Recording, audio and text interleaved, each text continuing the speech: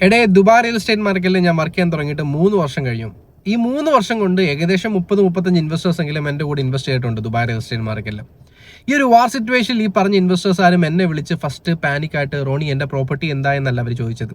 അവർ first ചോദിച്ചത് ഞാനും എൻ്റെ വൈഫും ദുബായിൽ സേഫ് അല്ലേ എന്നാണ്. I M so grateful for that, seriously telling.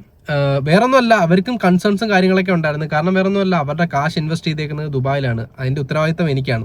So അതുകൊണ്ട് തന്നെ അവരുടെ ഡൗട്ട്സിൻ്റെയും കാര്യങ്ങളെല്ലാം ക്ലിയർ ചെയ്ത് കൊടുക്കേണ്ട ഉത്തരവാദിത്തവും എനിക്ക് തന്നെ ആയിരുന്നു. സോ ഫസ്റ്റ് അവർ ചോദിച്ച ചോദ്യം എന്ന് വെച്ച് കഴിഞ്ഞാൽ, റോണി എൻ്റെ ഈ പ്രോപ്പർട്ടി റൈറ്റ് നൗ ചെറിയൊരു 10-15% അപ്രിസിയേഷൻ പ്രൈസിന് വിറ്റിട്ട് മാർക്കറ്റിൽ നിന്ന് ഔട്ടായാലോ എന്ന്.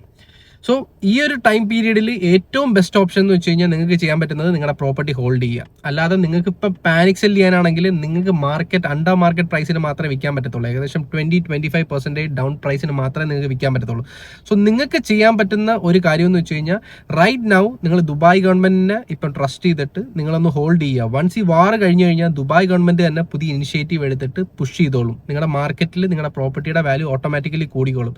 100% ഞാൻ പറയുകയാണ്. കാരണം നമുക്കൊരിക്കലും ഒരു ഫ്യൂച്ചറിലോട്ടുള്ള വിഷൻ കാണാൻ പറ്റത്തില്ല. ടൈം മെഷീനോ കാര്യങ്ങളോ ഒന്നുമില്ല. നമുക്കിപ്പോൾ ചെയ്യാൻ പറ്റുന്നതെന്ന് വെച്ച് കഴിഞ്ഞാൽ, മുന്നേ ഇത് കണക്ക് നടന്നിട്ടുള്ള കാര്യങ്ങൾ മനസ്സിലാക്കിയിട്ട് അതിനകത്ത് നിന്ന് പഠിച്ചിട്ട് നമുക്ക് എന്താണ് ആ സമയത്ത് ഗവൺമെന്റ് എടുത്ത ഇനിഷ്യേറ്റീവ്സ് എന്ന് നമുക്ക് മനസ്സിലാക്കാൻ പറ്റും. സോ 2008 ഉള്ള റിസഷൻ നോക്കുവാണെങ്കിൽ ആ സമയത്ത് മാർക്കറ്റ് മൊത്തത്തിൽ ഗ്ലോബലി നോക്കുവാണെങ്കിൽ എല്ലാം ഇടിഞ്ഞൊരു ടൈമാണ്. അന്നും ഗവൺമെന്റ് ഇനിഷ്യേറ്റീവ് എടുത്തിട്ട് അന്ന് പുഷ് ചെയ്ത് ഇവിടുത്തെ പ്രോപ്പർട്ടിയുടെ പ്രൈസ് 2040 ഒക്കെ ആയപ്പോൾ പിന്നെയും പീക്കായി. അത് കണക്ക് തന്നെ കൊറോണ ടൈം നോക്കുവാണെങ്കിൽ ഇഷ്ടംപോലെ ആൾക്കാർ അവരുടെ പ്രോപ്പർട്ടി സെല് ചെയ്തൊരു ടൈമാണ്. സോ ആ ഒരു ടൈമിൽ സെല് ചെയ്ത ആൾക്കാരൊക്കെ ഇപ്പൊ റിഗ്രറ്റ് ചെയ്യുന്നുണ്ട്. കാരണം ഇഷ്ടംപോലെ നഷ്ടമാണ് വരുത്തിയിരിക്കുന്നത്. സോ അത് കണക്ക് തന്നെ ഒരു ഗോൾഡൻ ഓപ്പർച്യൂണിറ്റി ആണിത്. നിങ്ങളുടെ പ്രോപ്പർട്ടി ഹോൾഡ് ചെയ്യുക. എന്തെങ്കിലും ഡിസ്ട്രസ് സെയിൽ വരുവാണെങ്കിൽ നിങ്ങൾ മേടിക്കുക. കാരണം ഈ ഒരു ടൈം പീരീഡ് ഇനി കിട്ടത്തില്ല മാർക്കറ്റിൽ.